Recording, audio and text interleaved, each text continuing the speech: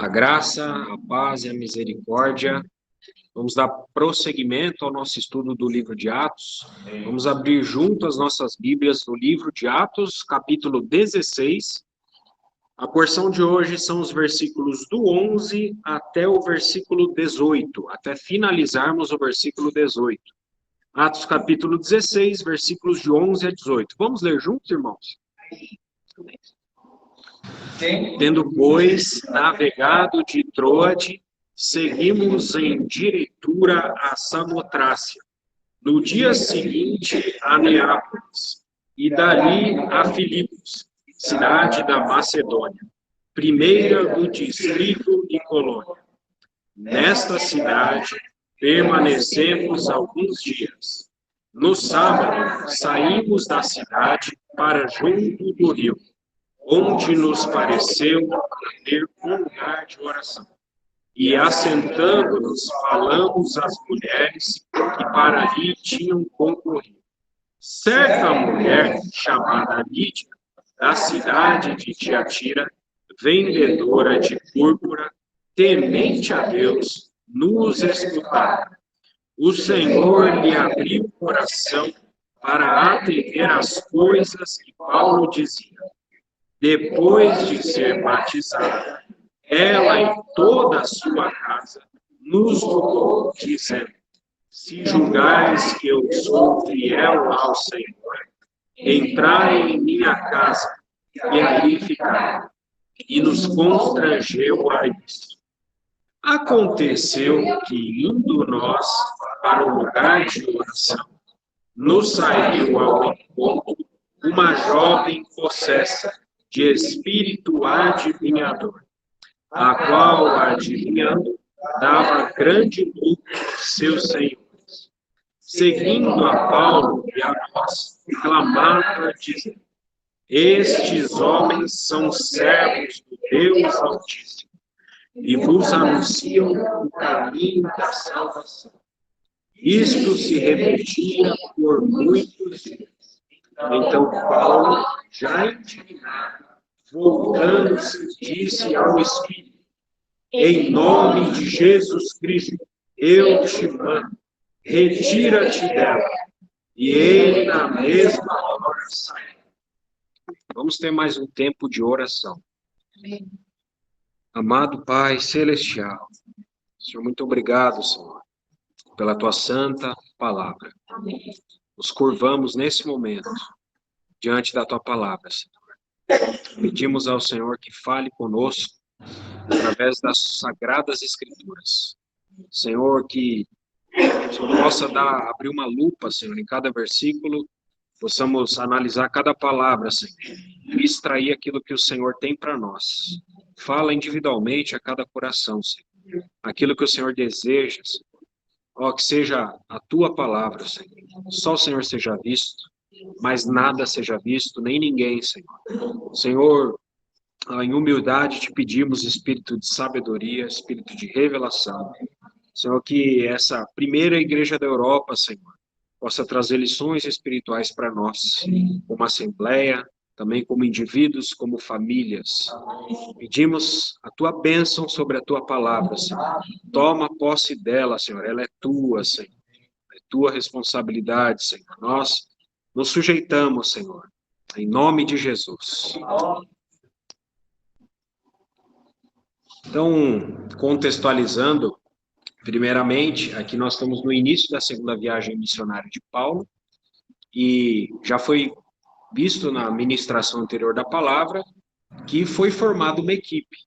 A princípio, no final do capítulo 15, nós vimos que Paulo se juntou a Silas após, infelizmente, um cisma com Barnabé. Então, era Paulo e Silas. Mas Paulo, além de Silas, acabou se juntando a Timóteo, né? Timóteo veio agregar a equipe, e depois Lucas. A gente pode fazer conjecturas, né, a respeito da pessoa de Lucas estar ali no meio deles também. Em vários escritos das epístolas, nós vemos que Paulo tinha enfermidades, e Lucas era um médico, além de ser um amado irmão. Então, a gente pode fazer a conjectura que Lucas estava ali também, além de estar sendo mais um irmão cooperando na obra de Deus nessa segunda viagem, mas também para estar utilizando os seus serviços para com os irmãos de médico. Então, a equipe foi formada e eles, como nós vimos, partiram para a Europa, após o Espírito Santo e o Espírito de Jesus terem impedido eles de rumarem para outro rumo. Então, algo interessante que nos chama a atenção logo nesses versículos é que nós percebemos alguns verbos na primeira pessoa do plural, o verbo nós. Se a gente for pegar o versículo 11, fala seguimos, versículo 12, permanecemos, versículo 13, se você parar para reparar, saímos, ainda no versículo 13, nos pareceu, versículo 13, assentando-nos, versículo 13, falamos, versículo 14, nos escutava, versículo 15, nos rogou, versículo 15 ainda, nos constrangeu, versículo 16, indo nós, ainda no 16, nos saiu, versículo 17, seguindo a Paulo e a nós.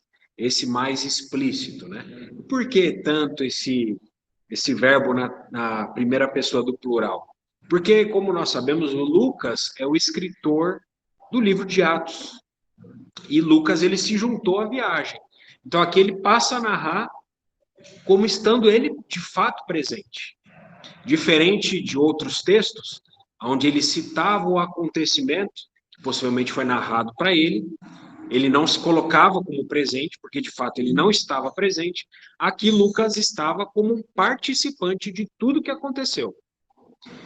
Então, Lucas viveu essas experiências que nós vamos falar aqui em diante. Então, vamos para o versículo 11 e seguir a ordem expositiva de cada um. Versículo 11, lendo novamente. Tendo, pois, navegado de Troade, seguimos em direitura a Samotrácia, no dia seguinte a Neápolis.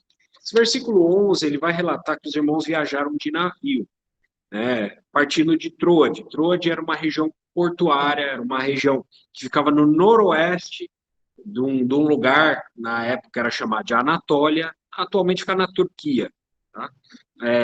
O oeste da Turquia nos dias de hoje. E o nome completo dessa cidade de Troade, nos tempos antigos, era Troade Alexandrina. Troade Alexandrina. São nomes complicados, né, para nós aqui no Brasil. Mas Troade Alexandrina, por quê? Em homenagem a Alexandre o Grande. Alexandre o Grande. E ele foi Alexandre o Grande, para quem conhece a história, ele foi um grande conquistador militar, conquistou boa parte do mundo, o império dele, rapidamente, ele conquistou muitas partes do mundo, né? Destronou o Império Medo-Persa, que havia até então muita força no mundo, e isso com muita velocidade. Então, esse navio dos irmãos, ele adentrou o mar Mediterrâneo, que era ali, e até chegar numa pequena ilha, ele foi sentido reto, o texto nosso fala em direitura, mas é um sentido reto, até uma ilha chamada Samotrácia. Samotrácia, por que o nome Samotrácia? Porque naquela região, inclusive dessa ilha, no passado quem governava era um povo chamado os Trácios. Os Trácios. Era o povo que governava. Então, por isso o nome da ilha carrega o nome antigo da Trácia. Samotrácia. É uma ilha grega. Até hoje essa ilha existe. E ela ficava no meio do caminho do percurso até a Macedônia, que era o destino final deles. Eles tiveram aquela visão onde o varão macedônio apareceu e clamou a ele, rogava, passa a Macedônia e ajuda-nos. Então, no caminho tinha essa ilha, eles pararam ali. É comum os navios pararem no meio do caminho, ainda mais naqueles dias onde a infraestrutura dos navios não era tão boa como nos dias de hoje. Então, possivelmente parou para deixar passageiros, para se alimentar, deixar cargas, dentre tantas outras coisas que poderiam fazer um navio no caminho, né? Então, eles pararam nessa ilha e o texto bíblico fala que eles ficaram por um dia nessa ilha. Um dia nessa pequena ilha. E de lá eles partiram até chegar numa cidade portuária chamada Neápolis. Neápolis. Que, por incrível que pareça, tem o mesmo nome da cidade de Nápoles, na Itália. A gente chama de Nápoles, que inclusive tem relações do nome, com os gregos. Você pesquisar a história da cidade de Nápoles, na Itália, e Neápolis, a antiga Neápolis, a história é muito parecida. Mas, enfim, o nosso foco não é falar muito da história, embora seja parte integrante daquilo que a gente está falando. Então, Neápolis era uma cidade portuária, ali da Macedônia já, quando eles saíram de Samotrácia. Chegando em Neápolis, só para salientar, se você pesquisar hoje Neápolis, você não vai achar, você vai achar Kavala. O nome da cidade hoje, atualmente, é Kavala. É um porto na Grécia. Inclusive, muito bonito se você for procurar no Google Maps. É uma cidade muito bonita, tem muitos hotéis, tem muito turismo ali. Vamos para o versículo 12. Então, versículo 11, traçando o itinerário dos irmãos. Versículo 12. E dali a Filipos, cidade da Macedônia, primeira do distrito e colônia. Nesta cidade permanecemos alguns dias. Então, conforme esse versículo 12 que a gente acabou de ler, eles não pararam na cidade portuária de Neápolis. Os irmãos não pararam ali na cidade portuária, não foram procurar pessoas para lá, eles foram para rumo do interior ali da Macedônia. Mais especificamente, essa cidade chamada Filipos. Mais uma vez, falando dados históricos, são interessantes. O nome antigo da cidade de Filipos é Crênides, que significa mananciais ou fontes, porque ali havia muitas fontes, ribeiros de águas naquela região, muita abundância de fontes. E o motivo da mudança do nome de Crênides para Filipos, mais uma vez, tem a ver com a família de Alexandre o Grande. Porque o rei Filipe II da Macedônia, esse Filipe II é o pai de Alexandre o Grande. Ele tirou a cidade de Crênides dos Trácios, conquistou para os macedônios, da qual ele era o imperador, e colocou o nome da cidade em homenagem a ele mesmo. Então, Filipos, em homenagem a ele mesmo, né?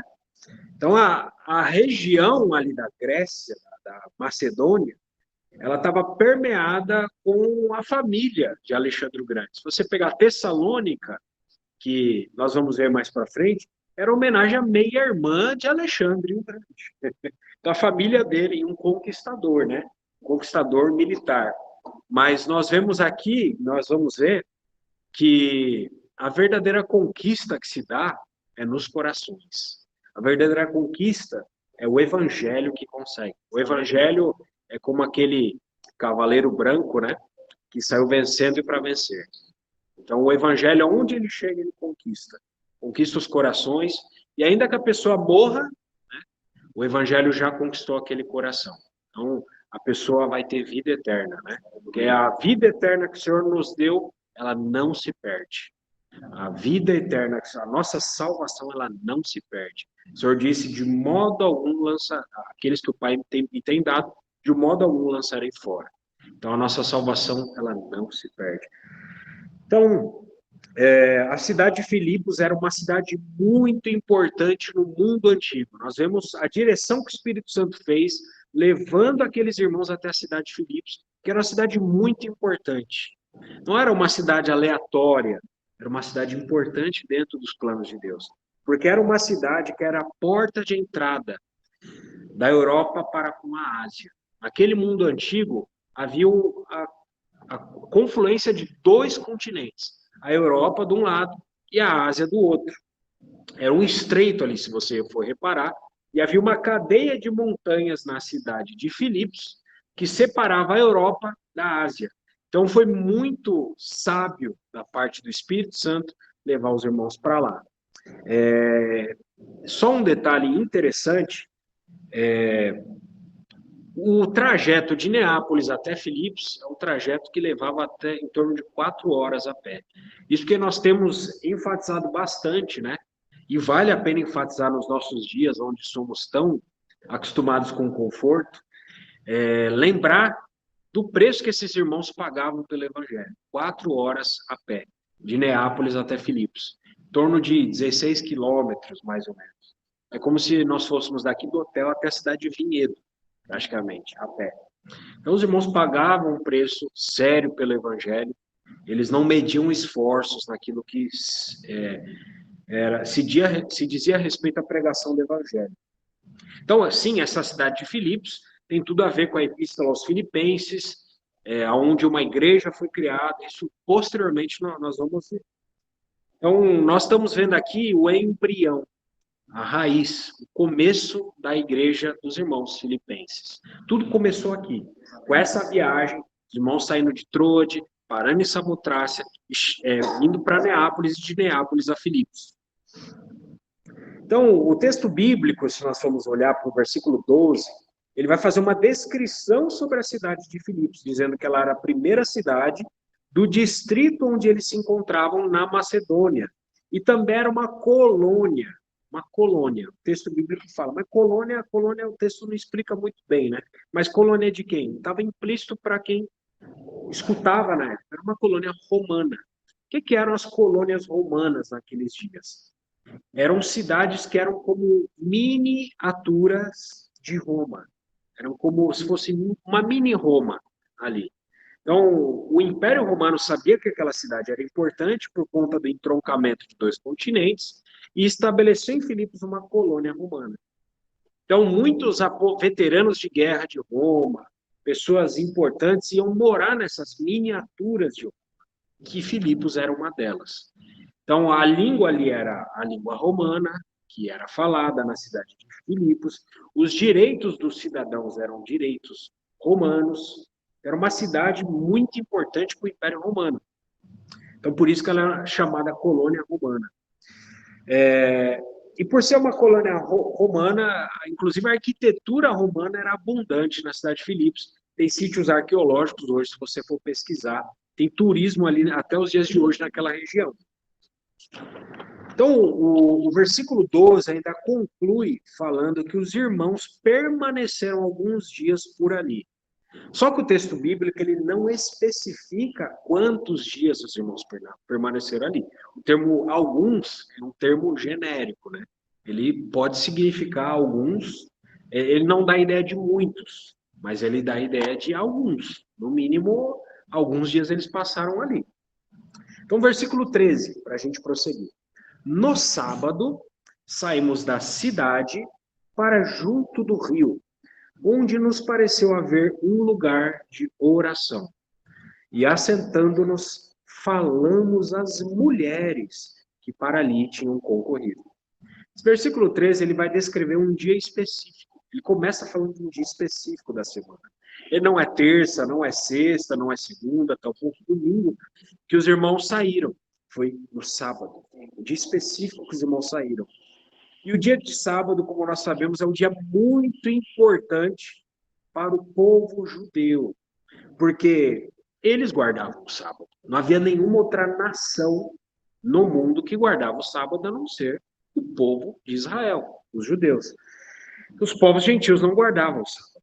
Então, isso é significativo para o nosso texto, o fato dos irmãos terem saído justamente sábado e irem procurar pessoas nesse dia específico. E Paulo, ele sempre deixava muito claro em seus escritos que, primeiramente, ele sempre ia procurar os judeus. Ele fala, o texto até de Romanos, primeiro do judeu e também do grego. Então, ele sempre ia primeiro nas sinagogas, nas cidades onde ele ia procurar os judeus, e depois procurar os gentios. Então, por que havia esse comportamento? Os judeus eram o povo de Deus da antiga aliança, e eles conheciam o Deus verdadeiro.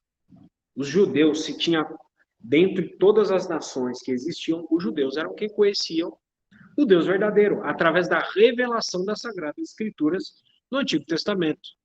Então, os povos gentios, embora tivessem o testemunho de Deus através das coisas criadas, ainda assim eles não tinham a revelação de Deus. Então, eles poderiam ter um testemunho de Deus. E através desse testemunho, algo de Deus eles poderiam conhecer. Mas eles não tinham uma revelação direta igual a Israel.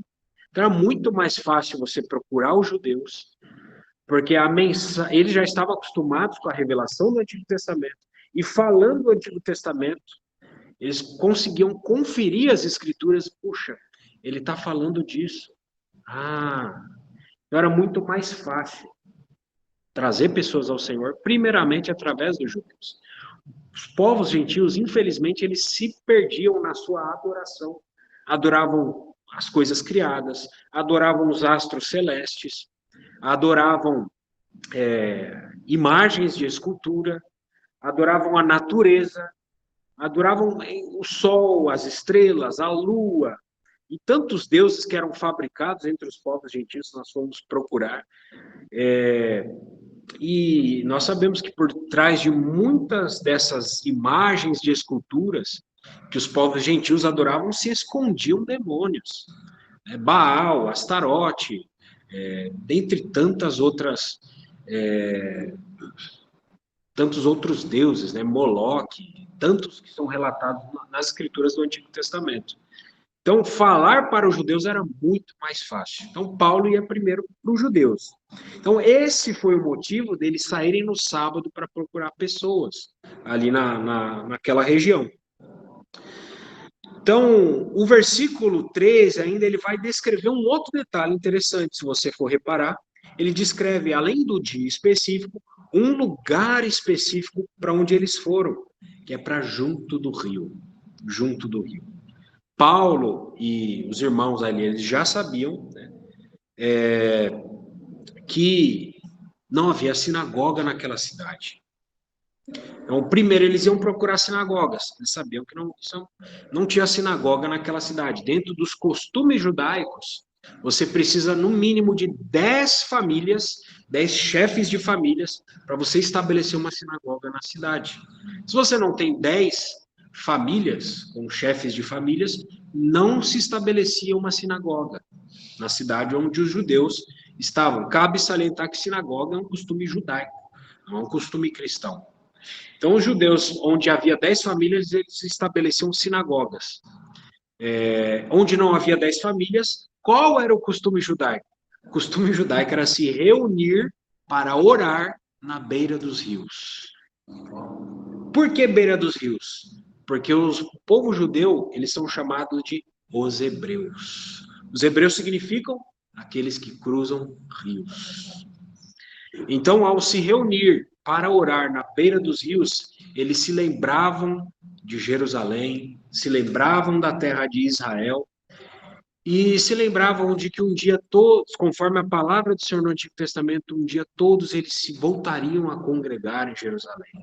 Então eles oravam por Israel, oravam por tantas coisas que as escrituras do Antigo Testamento falavam. Então esse era o costume da época.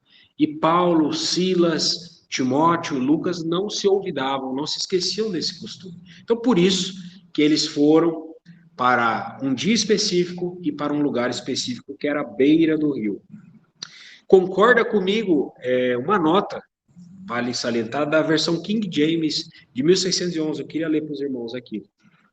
Em Filipos havia menos de 10 chefes ou cabeças de famílias judaicas, que era o número mínimo de pessoas requerido pelas leis dos judeus para a fundação de uma sinagoga. Por isso, por essa razão, os judeus que ali habitavam procuravam realizar suas reuniões de oração à beira do rio Gangites. Era um costume rabínico orar e meditar ao ar livre, longe do alvoroço dos centros das cidades, próximos de águas correntes. Então, uma nota da versão King James de 1611 que concorda com isso. Vamos para o versículo 14, avançando. Certa mulher chamada Lídia, da cidade de Tiatira, vendedora de púrpura, temente a Deus, nos escutava. O Senhor lhe abriu o coração para atender às coisas que Paulo dizia. Então, no versículo anterior, versículo 13, ele fala de mulheres no plural, que iam para aquele lugar. O texto ele não menciona o nome dessas mulheres. Já no versículo 14, que a gente acabou de ler, há um foco sobre uma única mulher. O nome e o texto dá o nome dela, Lídia. E o texto também fala da cidade de onde ela provinha, cidade de Tiatira, cidade da Ásia Menor. Nós temos, inclusive no livro de Apocalipse, a carta, né, para as 7 igrejas da Ásia Menor, Tiatira é uma delas. Então, Lídia provinha dessa cidade de Tiatira. E o texto, ele também, se nós formos reparar, ele fala a profissão de Lídia. Lídia não era uma mulher do lar. Não eram todas as mulheres daquela época que ficavam exclusivamente cuidando da família, cuidando dos filhos, fazendo comida para o marido.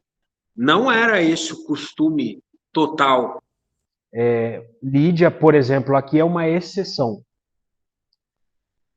E o texto fala que a profissão dela era vender púrpura.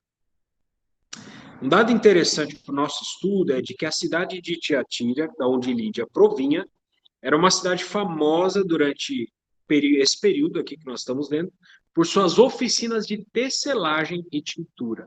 A púrpura que Lídia vendia era uma tintura. E era uma tintura muito cara, cabe salientar, para aqueles dias. Era um produto de alto valor. Meio quilo, para ter ideia, da púrpura naqueles dias, custava em torno de $100. Meio quilo, $100. Era um produto caro para aqueles dias. Então, alguns comentaristas da Bíblia, do livro de Atos, inclusive, concluem que Lídia era alguém da alta sociedade. Então, não só Lídia era uma mulher que tinha um trabalho, vamos dizer assim, da área comercial, né? Era alguém da área comercial, mas era alguém da alta sociedade. Era alguém de autoestima ali, em Filipos. Uma outra curiosidade, né? Cabe salientar que nos dias de hoje, no entorno da antiga cidade de Filipos, existe inclusive até um hotel chamado Hotel Lídia. Quem for para Filipos nos dias de hoje vai ver que tem um hotel lá chamado Hotel Lídia. Possivelmente, né, em homenagem a essa personagem cristã e bíblica. E em 1974 construíram um lugar lá chamado Batistério de Lídia, também na cidade de Filipos. E sempre no dia 20 de maio tem batismos em abundância ali. Inclusive, com o passar do tempo, né, pegaram inclusive água do rio Ganges ali, colocaram lugares, museus, e consideram até alguns a água do rio sagrada.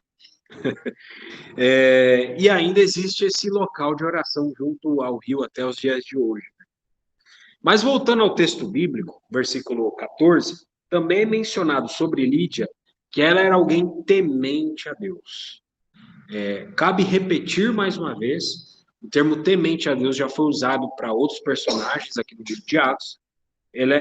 O termo temente a Deus, embora sim signifique que Lídia tinha o temor do Senhor em seu coração, que é o princípio da sabedoria, era um termo usado, utilizado como uma expressão para elucidar a gentios que tinham abandonado os cultos gentios e aceitado o judaísmo como a sua profissão de fé, mas que não haviam se circuncidado, né? No caso de homens, claro. Então, era um termo que se referia a gentios que tinham adotado naqueles dias o judaísmo como a sua religião, a sua religião pessoal. O termo tementes a Deus. Então, o texto também menciona no versículo 14, que é um versículo muito importante, talvez seja o versículo central aqui do nosso estudo hoje, que Lídia escutava os irmãos. Puxa, é muito bom. O texto já relatou diversos detalhes sobre ela, fala que ela escutava os irmãos. O texto ele não relata o conteúdo da conversa, não relata o que os irmãos falaram ali, mas o texto denota que apesar de ela escutar os irmãos, ainda havia uma ideia de que faltava algo. O texto fala, ó, nos escutava, beleza, mas o texto depois continua, como se escutar ainda não era suficiente. Então, o texto ele falava que havia outras mulheres junto a Lídia, a gente pode conjecturar que elas também estavam escutando os irmãos ali naquele momento, escutaram o que os irmãos falavam, e a gente pode conjecturar que elas também ouviam o que os irmãos estavam falando. Mas o texto continua mencionando que o Senhor lhe abriu o coração, de Lídia. O Senhor pode ter aberto o coração das outras mulheres? Claro, o Senhor pode ter aberto o coração das outras mulheres, mas isso não é mencionado no texto. E isso, irmãos, é muito interessante para o nosso estudo, porque o Senhor abrir o coração de alguém é algo muito pessoal, é algo muito íntimo, é algo muito individual. Porque muitas vezes nós individualmente nós podemos escutar a palavra de Deus, escutar, mas ainda assim não ter um coração aberto. Então, nós podemos ficar escutando, abrir o YouTube, escutar 1000 pregações, e ainda assim o Senhor não nos abriu o coração. E ainda assim o fruto do Espírito não ser notório na nossa vida. Se alguém que sabe de cor e salteado pregações e pregações, saber a Bíblia inteira, mas ainda assim ser pessoas que não têm o coração aberto pelo Senhor. E é interessante que as Escrituras já falam sobre isso. Nós fomos pegar textos dos profetas, tem texto que fala de tem ouvidos e não ouvem, porque o coração desse povo está endurecido. Então nós vemos que a ação de abrir o coração é uma ação que parte do Senhor. Tem uma doutrina muito conhecida, e ela é muito preciosa, é a doutrina da graça preveniente. Irmãos, nós cremos, né, como o texto bíblico fala, a fé vem pelo ouvir, e o ouvir pela palavra de Cristo. Não é qualquer pregação aleatória que vai gerar fé. Hoje em dia, nós podemos dizer que a maioria dos púlpitos cristãos não contém a palavra de Cristo, mas infelizmente que é a boca de Satanás que fala em muitos púlpitos cristãos em nossos dias. Nós vivemos em tempos do fim, tempos onde vai alta noite e vem chegando o dia. Despojamo-nos das obras das trevas e revistamo-nos das obras da luz. Então, não é de se espantar de que as trevas, elas venham e tomem, inclusive, os púlpitos cristãos. Onde a palavra que é pregada, ela não tem a intenção de esclarecer, de ser uma palavra, inclusive, uma palavra inteligível, onde os membros, as pessoas consigam ouvir, no mínimo entender, mas de maneira proposital. Muitas das pregações modernas são palavras que visam escurecer o entendimento, para que, por meio de escurecimento de entendimento, as pessoas que escutem digam, é tão elevado que nós nem conseguimos entender. E aí se dá crédito à mentira. Há tantas teologias modernas que são bocas de Satanás. Nós podemos citar várias aqui. Eu vou falar, dando nome aos bois, teologia da libertação, teologia da missão integral, teologia da prosperidade e tantas outras. São bocas de Satanás. Elas não pregam a palavra de Cristo. O que é a palavra de Cristo? Aquilo que se refere à vida e à obra de Cristo. A vida de Cristo começa desde a encarnação, desde a eternidade passada, se nós formos falar. E tantos e tantos ataques são feitos nos nossos dias às Sagradas Escrituras, para tornar as Sagradas Escrituras mais uma Escritura, como se o Espírito Santo pudesse falar desassociado delas, como se nós não pudéssemos checar, conferir o que pregadores falam, como se eles tivessem autonomia para falar o que quiserem e fazerem o que quiserem. Mas o Espírito Santo, como já foi falado, é o Espírito da verdade. Então, muitos púlpitos modernos são boca de Satanás. Então, a palavra de Cristo é que vai gerar no ouvir a fé. A fé é produzida pela palavra de Cristo, não é por qualquer pregação. Então, a fé vem. Essa graça, ela vem. Ela vem. E essa graça, ela nos habilita. A graça, ela não anula nossa responsabilidade. Se nós formos olhar o texto bíblico que acabamos de ler, versículo 14, o Senhor lhe abriu o coração para. Existe uma finalidade. O Senhor ele não toma decisão por nós como nós fôssemos meros robôs para atender. Então, a graça ela vem para que nós possamos arcar com a responsabilidade de atender o que ela fala. A graça ela não anula a nossa responsabilidade, mas ela nos habilita para a nossa responsabilidade, para que nós possamos atender. Nós fomos pegar vários textos bíblicos. É Deus quem efetua em nós o querer e o realizar. Mas também fala, desenvolvei a vossa salvação com temor e tremor. Então, a graça de Deus, ela sempre caminha ao lado da responsabilidade humana. Há tantos e tantos textos que nós poderíamos citar a esse respeito. Então, o Senhor, a Lídia, ela escuta o que os irmãos falaram, né? Podemos conjecturar ali que Paulo pregou a palavra de Cristo, como Paulo cita tantas e tantas vezes, né, que ele não desejava nada saber a não ser Cristo e esse crucificado. Não havia outro assunto para Paulo. Quem cativou ele foi Cristo Jesus. E ele, como fala aos Gálatas, quem vos enfeitiçou? Quem vos fez sair da graça de Cristo? Descaístes de Cristo? Então, não tinha outro assunto para Paulo. Então, Paulo, com certeza, ali nós podemos conjecturar que ele falou a palavra de Cristo, essa palavra de Cristo, que Lídia e as demais mulheres ouviram, gerou fé no coração delas. E o Senhor lhes abriu o coração para atender. Lídia atendeu. Lídia atendeu. Ó, irmãos, se nós formos pegar um outro exemplo, Estevão. Estevão ali, como nós já passamos por essa ministração da palavra, Estevão também pregou a palavra de Cristo. Mas aqueles fariseus que estavam ali presentes, o Senhor os amava, todos eles. Todos aqueles fariseus, saduceus que estavam ali. Mas qual foi o resultado da pregação de Estevão? Eles pegaram pedras nas mãos e apedrejaram Estevão até a morte. O Senhor lhes abriu o coração? Sim, podemos inferir que sim. Mas eles não atenderam, igual Lídia atendeu a palavra da pregação.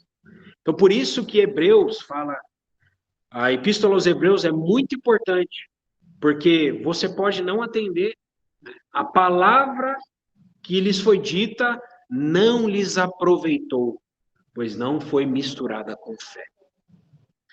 Então, qual foi a resposta de Estevão para aqueles fariseus que estavam ali presentes? Vós resistis ao Espírito Santo.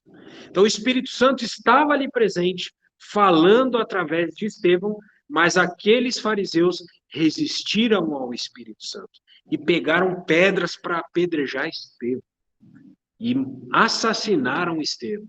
Então, o Espírito Santo ele pode ser resistido. A graça ela habilita, mas o que nós fazemos após isso é responsabilidade nossa. E o Senhor irá sim nos julgar a partir disso. A partir daquilo que nós fizemos com a nossa responsabilidade, após o Senhor nos abrir o coração. Então, irmãos, o Senhor, ele faz sempre a ação de abrir o coração de alguém. Ninguém, por si só, cabe salientar, consegue abrir o seu coração sozinho para Deus. Nenhum indivíduo é apto. O pecado nos danificou totalmente ao fato de que nós somos depravados. Nós não conseguimos por nós mesmos nos achegar a Deus, fazer algum bem espiritual. Nós fomos totalmente danificados pelo pecado. Nós não conseguimos por nós mesmos nos achegar a Deus. Não existe nenhum indivíduo pronto. Ninguém está pronto. Pelo contrário, estamos totalmente danificados.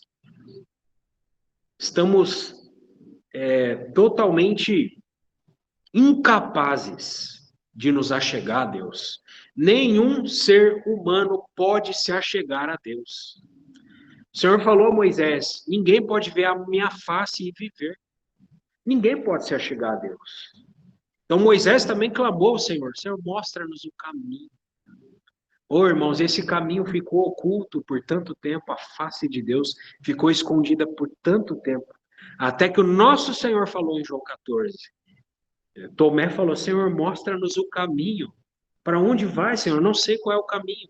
O Senhor falou, eu sou o caminho, a verdade e a vida. Ninguém vem ao Pai senão por mim. Então, Jesus é o caminho exclusivo para Deus. Ninguém se achega a Deus se não for por meio de Jesus. Jesus é aquela escada por onde anjos de Deus sobem e descem. Jesus é o único caminho ao Pai. Ninguém pode se achegar sozinho a Deus. Então é disso que o texto está falando no versículo 14. O Senhor lhe abriu o coração para atender. Então, irmãos, mais uma vez, falando sobre essa questão do Senhor abrir nossos corações, algo que pode nos acontecer de maneira prática, que o Senhor sempre abra os nossos corações.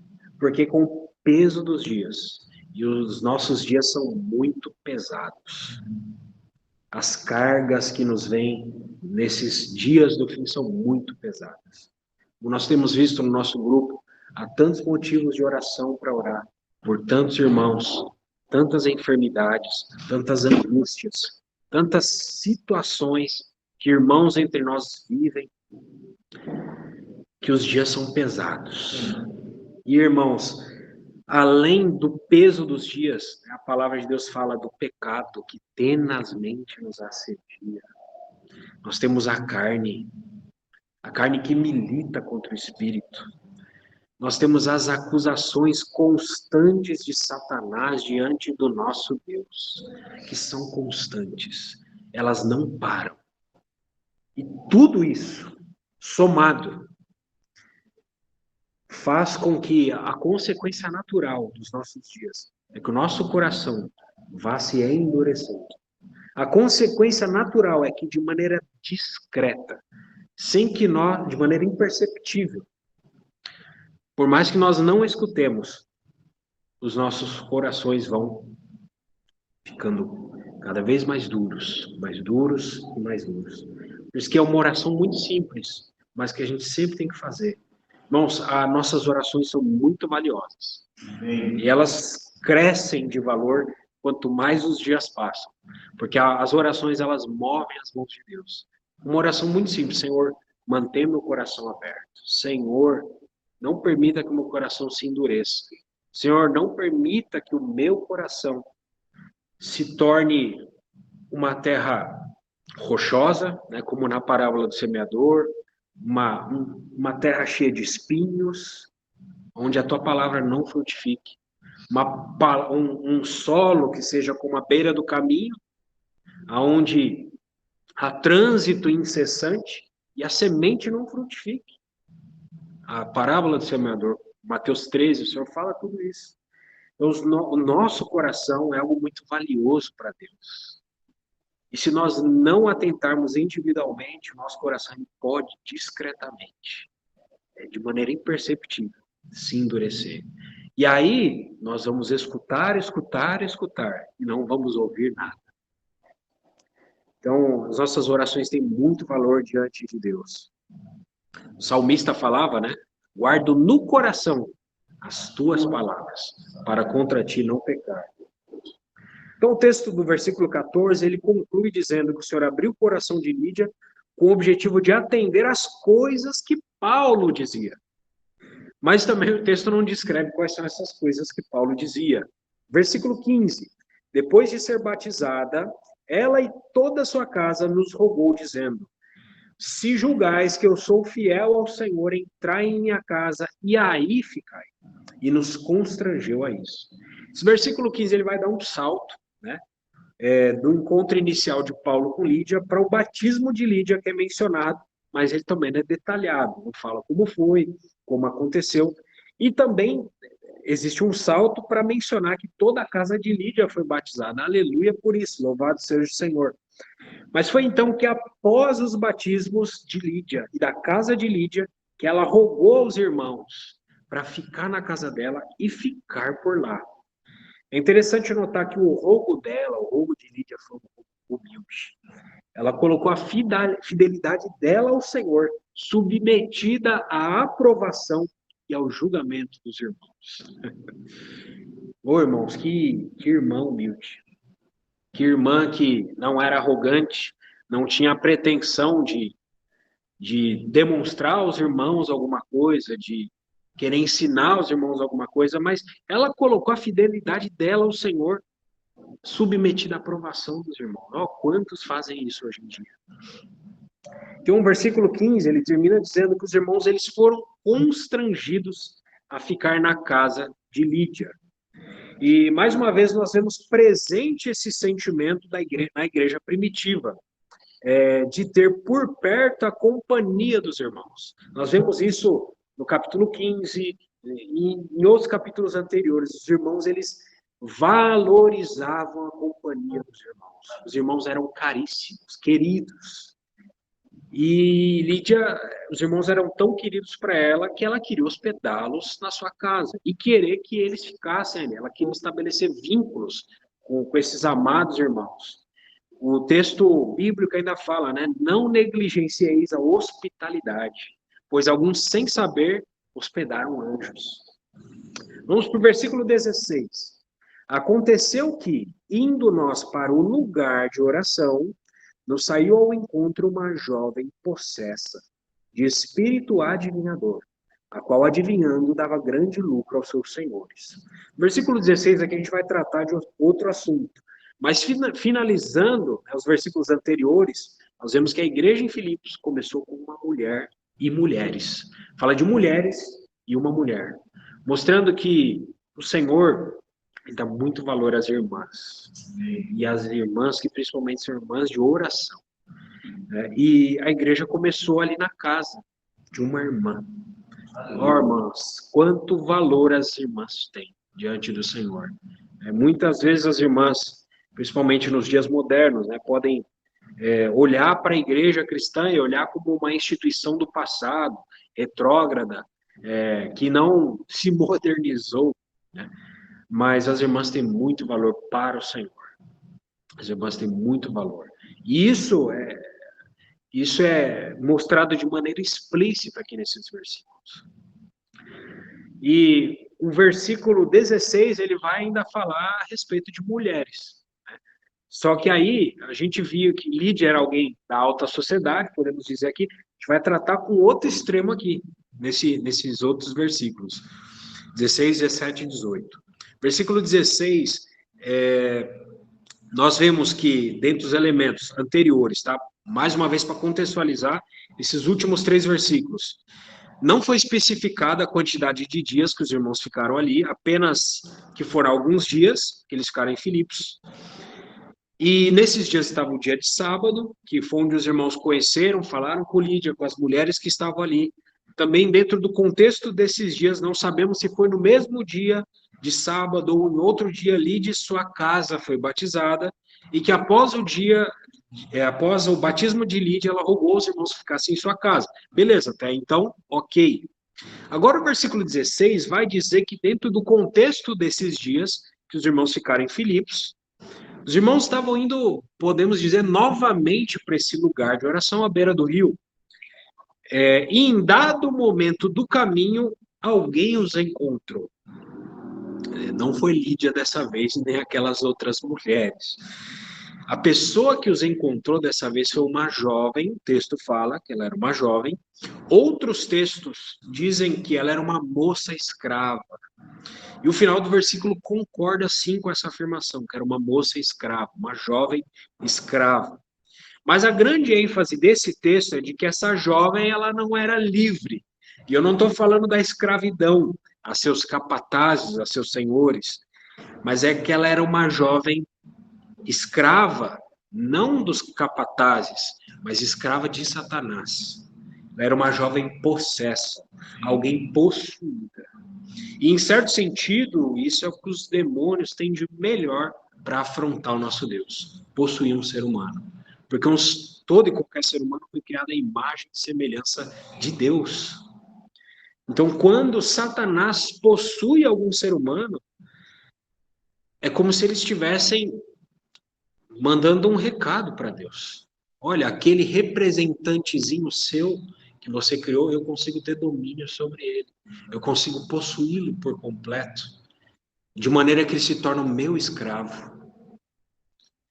Então, Satanás, isso não acabou, tá? As possessões demoníacas, elas não acabaram. Por mais que haja banalizações disso nos nossos meios, essas banalizações não endividam os fatos reais que de fato existem. Então, o texto bíblico declara que esse espírito que possuía essa jovem escrava, ele era um espírito bem específico, era um espírito adivinhador. E que essa jovem escrava, através das adivinhações desse espírito, ela dava lucro a seus amos, aos seus senhores. Então, essa jovem ela era escrava duas vezes: escrava de Satanás e escrava de seus senhores. A escravidão era comum no mundo antigo, bem como também é nos nossos dias, infelizmente. Então, a primeira escravidão dessa jovem era uma escravidão imposta por Satanás através de seus agentes, os demônios, sobre o seu ser possuindo, né? Conforme os relatos bíblicos e o exemplo do endemoniado gadareno, por exemplo, em Marcos capítulo 5, ser possuído por espíritos malignos é uma escravidão muito mais cruel e abusiva do que uma escravidão de qualquer capataz ou senhor de escravos. Você ser escravizado por um senhor de escravos, sim, é óbvio que é muito cruel. Mas a escravidão imposta por Satanás é muito pior, porque ele te escraviza por dentro. E a segunda escravidão dessa moça era imposta pelos seus senhores, de fato. Outra coisa que a gente percebe aqui nesse versículo é que a adivinhação, ela não é novidade que ela seja fonte de lucros nos nossos dias, ela já era desde aqueles dias. Então, hoje tem muitos gurus, né? Olha, o ano de 2024 começou. Vamos ver o que vai acontecer, né? Tem tantos e tantos que falam, vai acontecer tal coisa com famoso tal, e ganham muito dinheiro com isso. Isso naqueles dias já era comum. Então, eu quero ler para os irmãos, mais uma vez, uma nota da Bíblia King James, de 1611, que ela diz o seguinte sobre esse versículo em questão. Para os gregos, uma pessoa que tinha a capacidade de antever ou adivinhar o futuro era alguém possuído pelo deus Piton, uma serpente mítica adorada pelos habitantes de Delfos e associada ao oráculo délfico.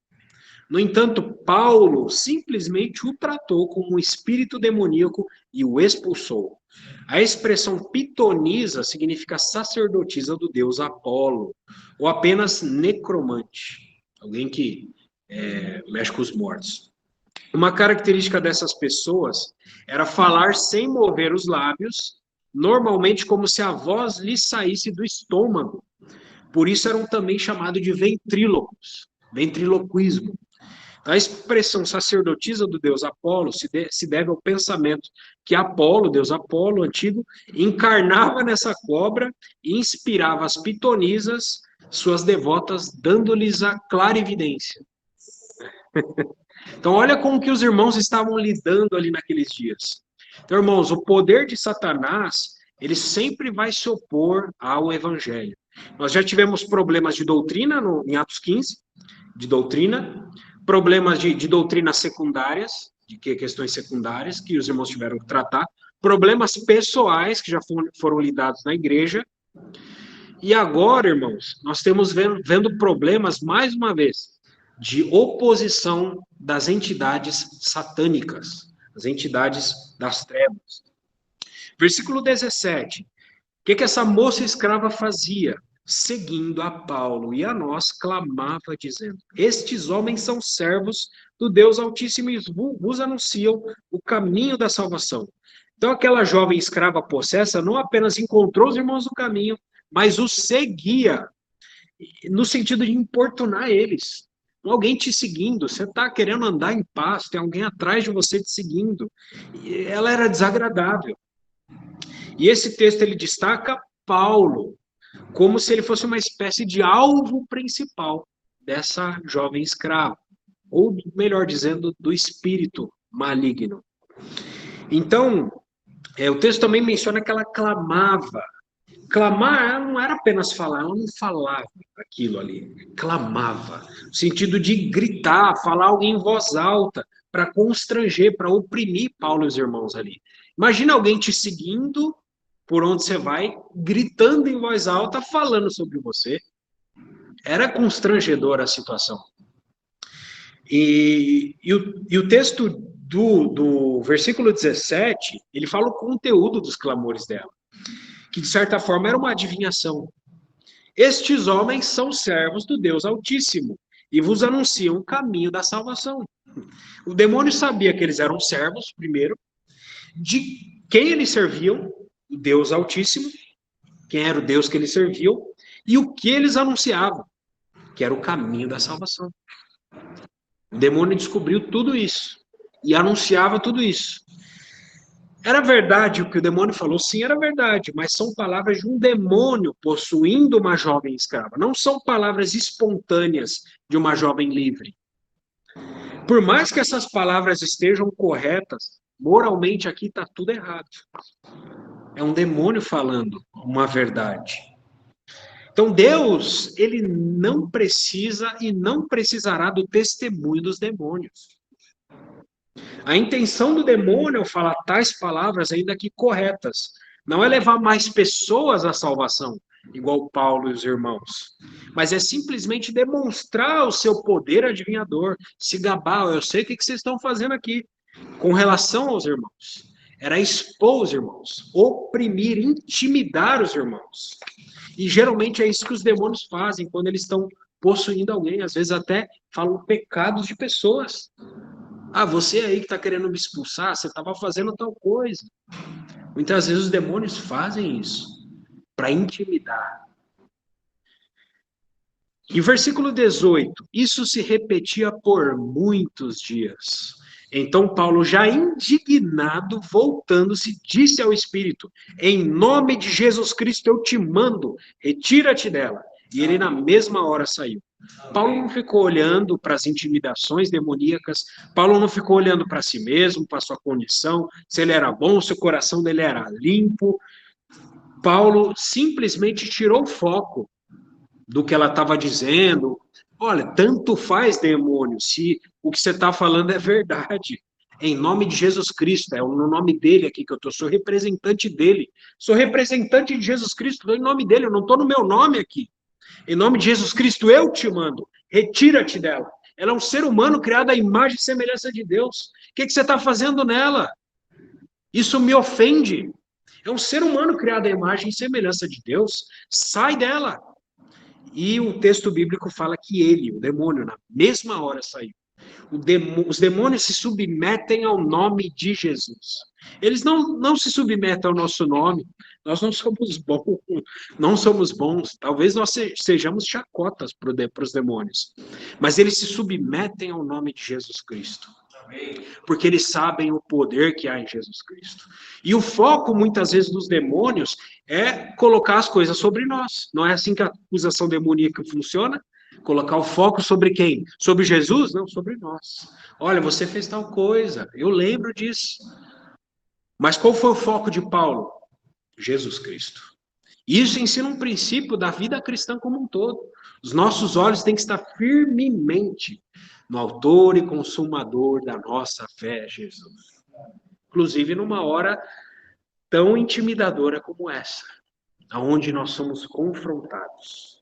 Ela seguia Paulo e os irmãos, importunava, clamava em alta voz, falava o que eles estavam fazendo. Paulo, ele, em vez de concordar, olha, você está falando a verdade. Não, em nome de Jesus, vai embora. Então, o comportamento dessa jovem escrava não foi algo que aconteceu uma vez e acabou. O versículo fala, né? Foi muitos dias. Imagina a indignação de Paulo. Todo dia indo para ali, essa jovem seguindo, é algo que causava indignação. E mais ainda, o fato dela ser uma pessoa criada em imagem e semelhança de Deus. O homem não foi criado para os demônios habitarem ele. O homem foi criado para o Espírito Santo de Deus habitar ele. Então, Paulo ele nem aceitou o testemunho demoníaco. Nem ficou conversando com o demônio, estabelecendo um diálogo, né? Conversando altas horas com o demônio. Ah, o que você pode me ensinar? Você viveu tanto tempo. Não, Paulo não deu bola para os demônios. Ele repreendeu e expulsou o demônio. Então, a trama do diabo foi desmantelada na cidade de Filipos. Graças a Deus. Então, irmãos, havia outras coisas que podia falar, mas vamos finalizar por aqui, com a graça do Senhor. Vamos orar mais uma vez. Amado Senhor, muito obrigado, Senhor, que nós somos os teus representantes. Nós somos seres habitados pelo Espírito Santo de Deus. O Senhor nos habilitou para sermos ministros de uma nova aliança, não da letra, mas do Espírito, porque a letra mata, mas o Espírito vivifica. Senhor, esse Espírito que está em nós, que a tudo permeia, pedimos a Ti, Senhor, que esse Espírito Santo de Deus, Senhor, possa se expandir, Senhor, expandir dentro de nós, ganhando a nossa mente, os nossos pensamentos, possamos pensar nas coisas lá do alto, não nas que são aqui da terra, porque a nossa pátria não está aqui na terra, a nossa pátria está nos céus. Senhor, nossos pensamentos estão na Tua volta, Senhor, porque não temos esperança de que esse mundo melhore. Senhor, os nossos sentimentos, Senhor, são todos Teus. O nosso amor é todo Teu, a nossa devoção é toda Tua, Senhor. Nós somos habitados por Ti. Senhor, habitados por aquele que criou todas as coisas, que criou céus, terra, mar. Senhor, e pedimos a Ti, Senhor, que se expanda dentro de nós, ganhando cada área do nosso ser, ganhando cada cantinho, Senhor. Não deixa nada dentro de nós sem que o Senhor conquiste. Seja o conquistador, Senhor, da nossa vida. Que o Evangelho, a palavra de Cristo nos conquiste, Senhor. Mantenha o nosso coração sempre aberto para Ti, Senhor. E fechado para aquilo que não é Teu. Fechado para as heresias. Fechado para o mundo, Senhor. Fechado, Senhor, para as maquinações de Satanás. Fechado para aquilo que tenta colocar os olhos em nós e não em Jesus Cristo. A Ele toda a glória, não somente nesse dia, mas para sempre. Em nome de Jesus, amém.